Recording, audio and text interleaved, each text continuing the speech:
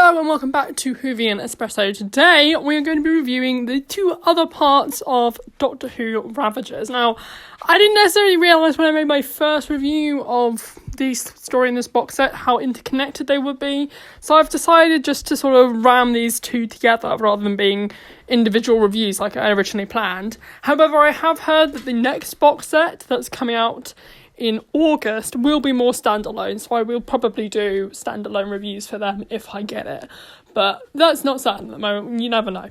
But for now, this is how I'm going to finish off my reviews for Ravagers, the first volume of Ravagers, and we're just going to get in with my thoughts on the Cataclysm and of course the final part, Food Fight.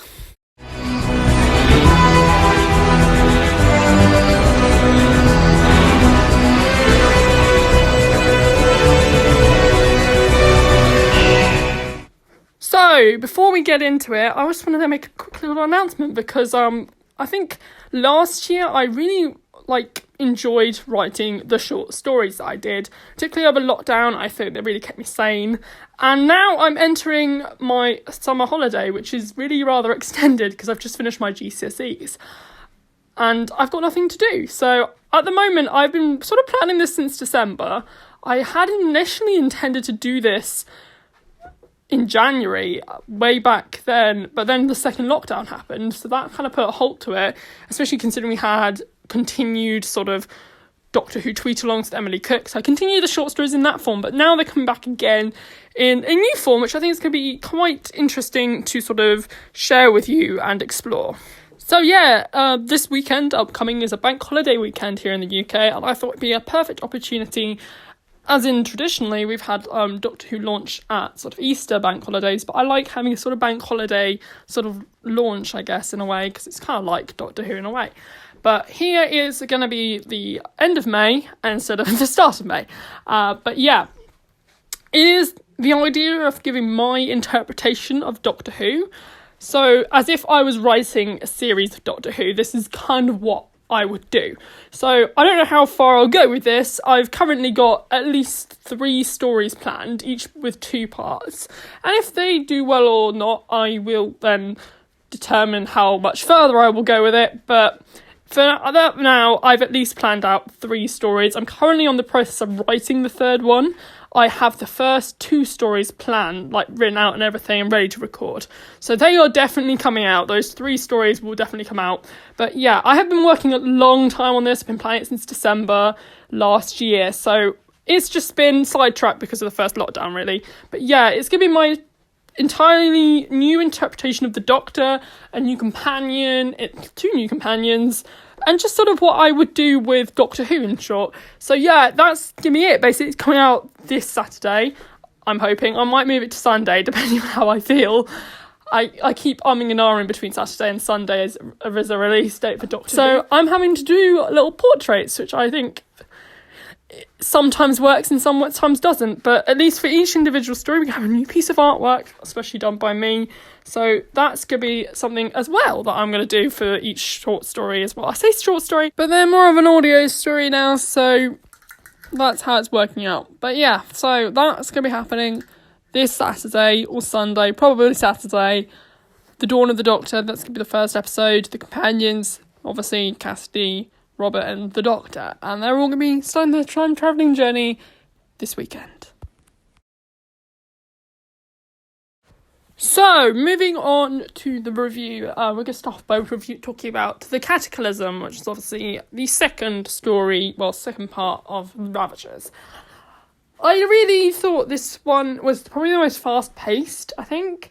It also felt like the most fillery, though. It felt like it was filling in a gap between the 2 stories, which I suppose it kind of is. It's very much a bridge from episode 1 to episode 3. And I think a lot of stuff happens in it, and a lot of it is quite hard to follow, I think, maybe. I have to be said, I've listened to this box set twice now, and I still don't know what a time eddy is. I feel like apparently it was cropped up in Doctor Who before, so I guess they're just assuming that you know, which I would probably say is a bad thing, to be honest. I think you should probably always explain these kind of things, particularly with something like this, because I think it's definitely going to be something that a lot of people jump onto. So to leave a lot of things like time eddies and just assume that everyone knows what it is not great for new listeners. I believe it's happened in the audios before as well, but also the classic series is what was most notable when I looked it up. So, particularly for a series with a new Doctor, new series Doctor. So I just think that they should maybe have explained that a bit, but yeah. Then there's also a lot more stuff with Audrey here, and we sort of get more of an explanation of who she is, what she's doing, and the fact that she's trying to save the universe in these 2 episodes as well, which I think is an interesting concept, because at first, obviously, she feels like she's the villain, but she obviously isn't. I think there was a nice sort of, like, twist, although she's still got that kind of villainy personality, which I thought was interesting. I thought it was a good idea that maybe the Doctor misjudged her, which I thought was a nice little touch, actually, because I feel like that's often something that happens. I think the Doctor does misjudge people a lot of the time. So it's interesting to see that come to fruition here. I mean, she's still not the greatest person. Obviously, she's keeping all her workers in slavery. But I really like that at the end of Food Fight, the Doctor sort of makes her say, right, you've got to give these people, like, proper lives, have them be able to, like, be free. I really liked that ending. I thought it was a really nice, hopeful ending at the end of the box set. So yeah, that's more to do with Food Fight. But as I say, this sort of box set all sort of blends together into sort of what really is kind of like a 3-hour movie, more than like sort of 3 individual like stories. So, I mean, I like the idea, but I do feel that a lot of the fact that it's 3 parts long, I feel like maybe a lot of the faults fall into this episode, because I think that there's just so much, like, filler here that didn't really... I mean, I feel like you could cut it a bit shorter, but that's just the nature of having a 3-hour long story. Having said that, I did say it moves at quite a fast pace, so it is not necessarily noticeable unless you've, like, listened to it, but there's, twice, but I do feel like there is a lot of filler in this part. Apart from that, I think it was a great, fun, witty story. We got a lot more banter between the Doctor and Nova, who really does. More and more I watch, particularly in the last part in Food Fight, I really, really felt like I got strong Bill Potts vibes from her, like, just so much about her. And I love that about the 9th Doctor. I think, actually, the 9th Doctor and the 12th Doctor do have a lot in common in this sense, that actually, that kind of relationship between a Bill Potts type character would still work with the 9th Doctor. I think if you had the Bill Potts with the 9th Doctor, it would still work. I think their relationship is very similar. I think the portrayal of the Doctor actually is quite similar between Peter Capaldi and Christopher Eccleston. I think they've both got a sort of edgier, darker tone to them, although there's also a softer side as well, which I think the 9th Doctor doesn't show as often as the 12th Doctor, but they do show it.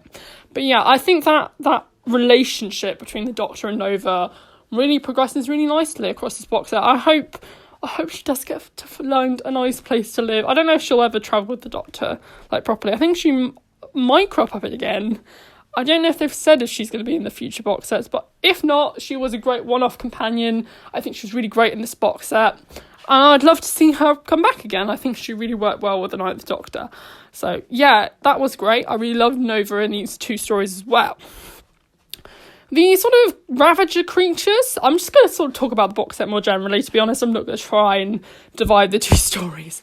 But yeah, the actual Ravagers creatures were interesting. I liked the idea that they were sort of feeding off their own fear as if it was quite a drug, because obviously you have the idea of adrenaline and that kind of thing. So for a creature that's so fearsome as these Ravager things, I think it's interesting that they would be addicted to their own fear, as I think a lot of people are afraid of them more than you'd think that they'd be afraid of things. You'd think they'd be sort of fearless monsters. I think it's quite an interesting parallel to sort of bees, I guess, because we often think of, like, bees and spiders sort of, like, being more afraid of us than we are of them. So I guess that's an interesting concept there, is that often we don't necessarily think about how afraid they are. But here, obviously, they're not, like, scared, they're just sort of wanting to be scared, which I thought was quite an sort of interesting way of looking at it. But yeah, again, it kind of harkens back to Children of Earth in the idea of, like, sort of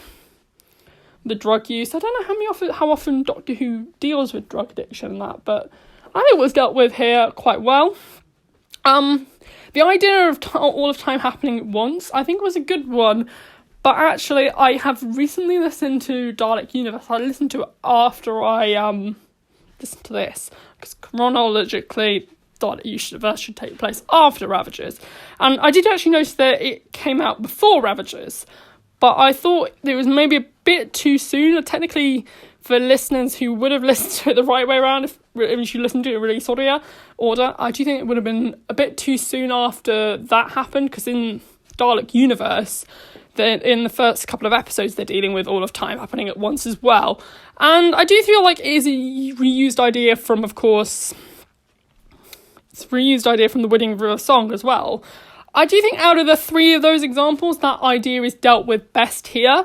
I liked a lot of the comedy that came with it. Dan Starkey, who was an absolute delight. I loved him playing a Roman soldier. Obviously, he's more used to playing sort of Sontaran, isn't he? So he was perfect for a Roman soldier. I just love that he was like, where are my legionaries? I just love him.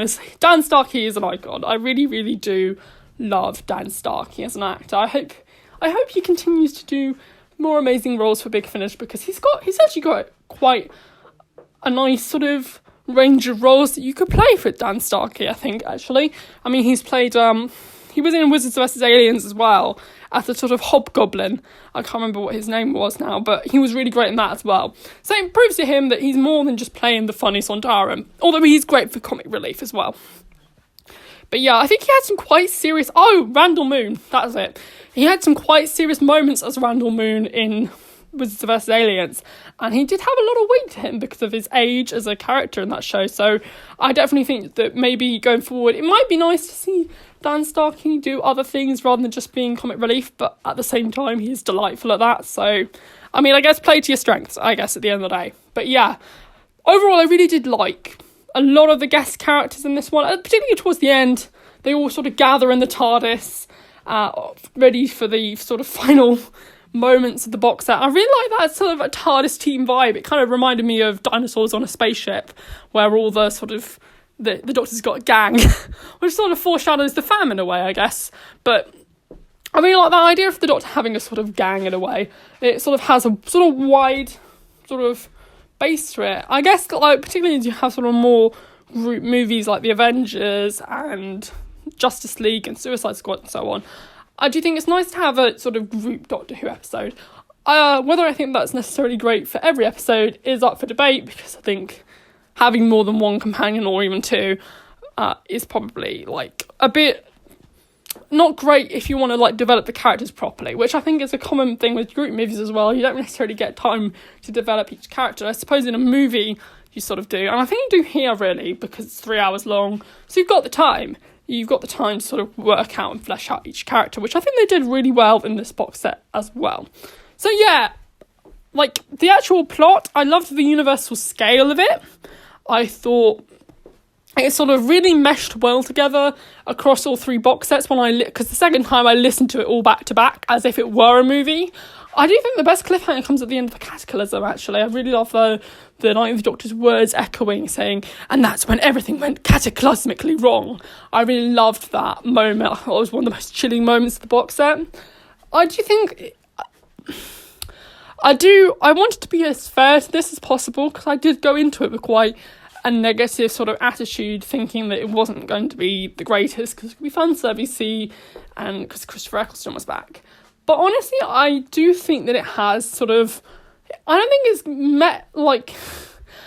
it's gone super high in my, like, estimations. I thought the first part was pretty strong. I do think it kind of got a bit Stephen Moffat-y. I did like the idea of it being non-linear, but I do think we've had a lot of that at this point, that it is a bit sort of hard to sort of make a lot non-linear story stand out now, because you have stuff like River Song and so many other stories at this point, including in Dalek Universe, the sort of non-linear sort of character of Anya Kingdom as well, who again is only a few months prior to this release. So I do feel like Big Finish are maybe using a lot of similar elements, but at the same time each one does feel kind of distinctly like its own thing at the same time.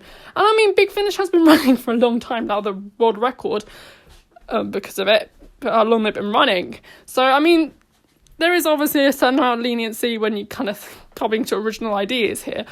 Maybe it's just because I'm reading into it a bit too much. But yeah, I maybe just wouldn't have had Dalek Universe and Ravagers so close together. But yeah, like, I don't know, maybe it's just because I'm personally reading it into like that. I don't know if anyone else has seen these kind of things as well, but I see patterns everywhere. But yeah. So yeah, I really did like the plot, the universal scale of it, as I mentioned, of how the whole universe is falling apart and the Doctor has to sort of team up with Audrey to save it in the end. And I do think Audrey has a bit of a redemption arc, even though she does, like, treat her workers a bit like shit. But, I mean, at least she makes up for it at the end, I guess. But yeah, overall, I did really like Ravagers. I loved having Christopher Eccleston back, as I mentioned before. He's killing it throughout. I think it's great to have him back at the TARDIS. I thought this idea of having the whole story being a box set was an interesting choice. I'm surprised that they didn't really go, like, the whole series being sort of like a story arc, which is what I was expecting, is to have each box set connect a bit like Dark Eyes. I thought they'd do something like that. But no, I mean, I suppose in a way it's a big series opener. A sort of showcase of what the Ninth Doctor audios are going to be like, which I think it really sort of displays that idea really well. I think it sort of shows us, as the listeners, what the potential of the audio series is. It's not necessarily meant to be the greatest in quality. I guess you have to think of it like the first sort of 3 episodes of series 1. They're not really necessarily the greatest, but they are a sort of shop window into what that series will be like. So I think it's good that we got it. I think it's great that Christopher Eccleston is back. And I think Nicholas Briggs has sort of very much secured our interest in the rest of the Ninth Doctor audios. But I hope he does something more unique in the future, because I think he has reused a lot of elements in these 3 stories from other stories which have recently come out. But yeah, overall, it is a fun romp. I really enjoyed it the first time and the second time before I listened to Dalek Universe. So, I mean, it's still fun. If you've just come out of nowhere, haven't listened to Dalek Universe or any recent releases, I guess it still stands up on its own, but I just think it's fun, and it does have some, like, reused elements, but overall I can sort of dismiss it because it is just an introduction. But yeah, that's basically it, I guess. I'm going to rate Cataclysm slightly lower, and maybe a 6 out of 10, but I did like a lot of the comedy in the food fight. There's a particular moment, I love the closing moments of the food fight. I really love that hopeful ending, but also the sort of moment where it's revealed that the reason why Nova knew everything was because she was a nerd. I thought that was a great moment as well, with the Ninth Doctor screaming, "You're a nerd!" I just laughed out loud, honestly, it was so funny. But again, that's another thing Bill Potts has in common, the sort of film references and the TV references as well. So yeah, that's another element of that. But yeah, I would probably rate the food fight slightly higher. I think 7 out of 10 is fair. And I mean, it's not as strong as the first part, but overall, I think it's a fairly consistent box set, and it keeps your attention, like, throughout. So yeah, that's my review of Ravagers. I hope you enjoyed it. I hope you're looking forward to my announcement, which is coming out very soon, including on my Wattpad page. I've launched this recently. I'm probably going to hopefully put a link in the description down below to my Wattpad page, which I'm starting to launch with sort of my old short stories, but I will also be putting the new ones on there as well. So if you'd rather read them, that would be the place to read them instead of, like, listening to them, which is fair enough because I read very slowly. But yeah, overall, that was the end of the video. I hope you enjoyed it. I hope you have a rest of a lovely evening or morning or whatever when you're listening/watching this. But yeah, goodbye.